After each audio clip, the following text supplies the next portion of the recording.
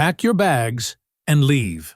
That's not a slogan from the streets of Gaza or a chant echoing through pro-Palestinian protests. It's a direct quote from Norman Finkelstein, a Jewish academic, a renowned political scientist, and the son of Holocaust survivors.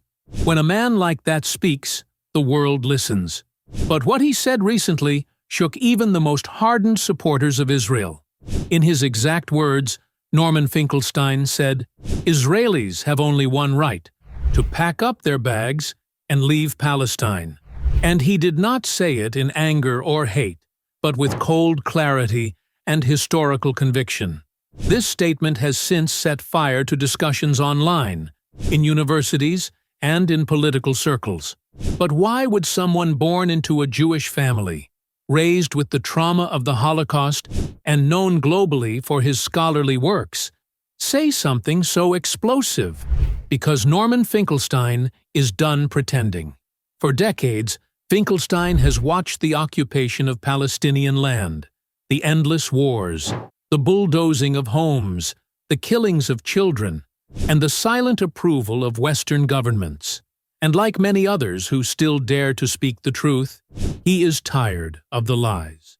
He is tired of the world treating Israel like a sacred exception while it violates the most basic principles of human rights and international law.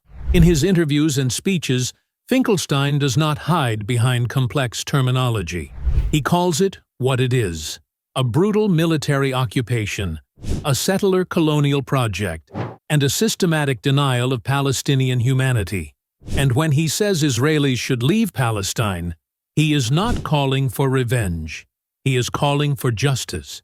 He is saying that people who came, not as refugees, but as colonizers, who displaced and destroyed an entire nation to build their own, have no moral right to stay. To those who say, "But where will they go?"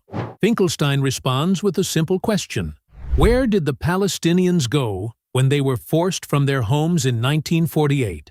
Where were their rights when entire villages were erased? When hundreds of thousands were made refugees in a single year? Why is one people's suffering constantly used to justify the permanent suffering of another? Norman Finkelstein's words are not just an opinion. They are a mirror held up to the world. A mirror that reflects the hypocrisy of powerful nations. A mirror that exposes how human rights are weaponized when convenient and ignored when inconvenient. He reminds us that justice is not comfortable. It demands truth. And the truth is, the land belongs to those who have lived there for generations, not to those who took it by force, supported by empires, protected by propaganda. He is not alone. There is a growing number of Jewish voices, young and old, religious and secular, who say, "Not in our name," who see the occupation for what it is, who understand that silence is no longer an option, because the more the world delays justice, the more innocent blood is spilled. Finkelstein is not afraid to lose followers, to be attacked, or to be silenced, because he knows what is at stake. And maybe that's what makes his voice so powerful. He speaks from a place of moral clarity, not political gain.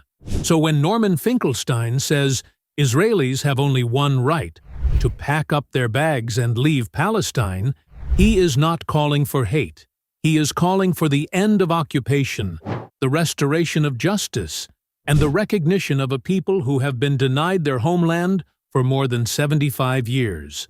And if that truth is too hard to hear, maybe it's time we asked ourselves, what kind of world are we really standing for?